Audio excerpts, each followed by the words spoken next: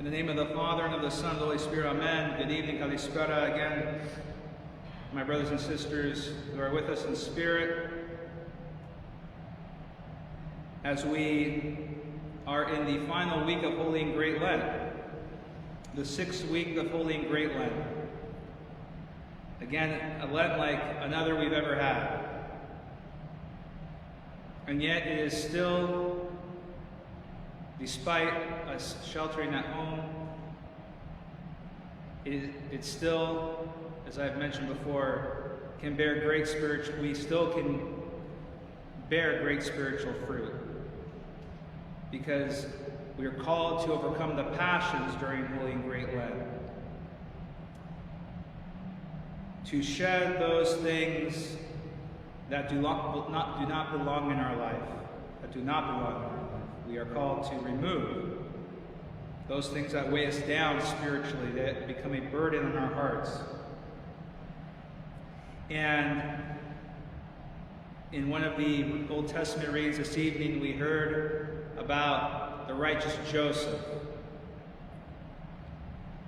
And we hear about Joseph, and we're familiar with how his brothers sold him into slavery, throwing him into a ditch. And we didn't hear that this evening, but what we heard tonight was how Joseph was reunited with his brothers who had done this to him, as we read in the scriptures.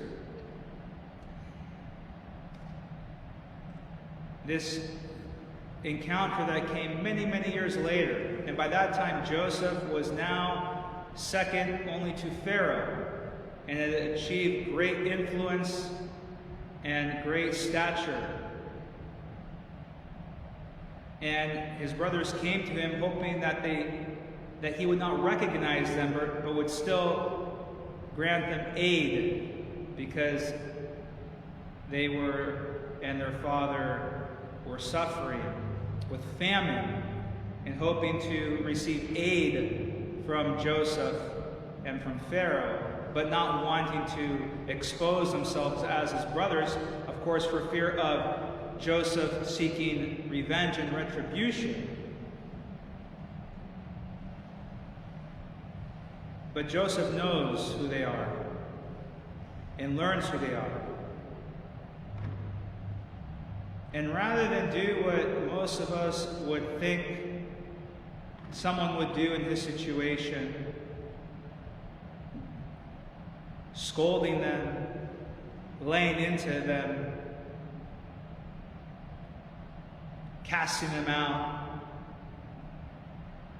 punishing them, imprisoning them. I mean, he had the potential, he had the power to do all these things. And yet, he actually consoles his brothers and comforts them by telling them what they did, what actually turned out to be a great benefit to the Hebrew people, because now Joseph could assist them in his position, that what they did turned out to be for good, and he forgives them, and therefore is a type of Christ. Christ, who himself, we know, was sold for 30 pieces of silver. Christ, who went down to the pit of Hades and yet forgives those who did this to him. So Joseph represents a type of Jesus Christ by forgiving the wrong, the great injustice that was done to him, because Joseph, like Christ, did nothing wrong to deserve what fell upon him. And so, my brothers and sisters, we see two very great spiritual truths in this passage. One, to imitate Joseph, who is a type of Christ, and to forgive those who have wronged us.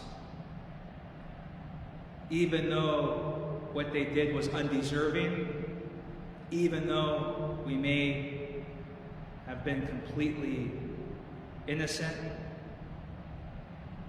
we are called to forgive. We are called to forgive.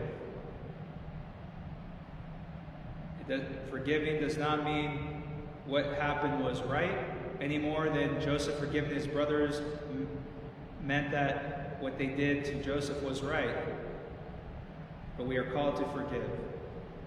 And by doing so, my brothers and sisters, a great burden will be lifted from us, because to hold grudges and to withhold forgiveness hurts us as much, if not more so, than those who are trying to hurt by withholding our mercy. So let us experience the peace of God and the relief that comes from forgiving those who have wronged us, but also, and this is also very difficult, to be like Joseph and not to grumble, not to complain, not to say, God, why me? Not to be bitter, resentful, but rather to take whatever comes our way and to accept it and to use it for good. And that's the key. To take whatever challenges and obstacles and tribulations come our way and to transform it and to use it for good and to make something good come out of it. And very much like the situation we find ourselves in with this COVID-19, a very terrible thing, and yet you can transform it, the situation, and to make something good out of it. More time with our family, to have quality time with our loved ones, to reprioritize our life. So we focus on the things that truly matter and put away all the clutter and all the distractions that fill our life. And I have heard from many people, again, while this is a terrible virus, that they have been able to experience peace and strengthen their relationships. So my brothers and sisters, this beautiful passage from Joseph that we read and his actions, while very difficult indeed to emulate, if we strive to do so with God's help, we'll experience great transformation and great peace in our life. May our Lord strengthen you for the remaining time of the Holy and Great Lent, which concludes this Friday, is the final day of Holy and Great Lent. Lazarus Saturday, which is this Saturday, we have liturgy at 9:30, preceded by the Orthodox at 8:30. And then, of course, this Sunday, Palm Sunday, 9:30, preceded by the Orthodox. And then we begin Sunday evening, the Holy and Great Week, which we are experiencing in the most unimaginable way. And yet I know, by following along with the services at home, by following along with the text that you are provided, that we still can be transformed, and we will still be walking with the Lord and with Him in His final days on this earth. And so let us be encouraged and be like Joseph. Let us accept the situation and make something good out of it, and continue to rely on Christ and grow closer to Him and to those in our life. May our Lord strengthen all of us for the remaining days of Holy Lent and for the upcoming Holy and Great Week. Amen.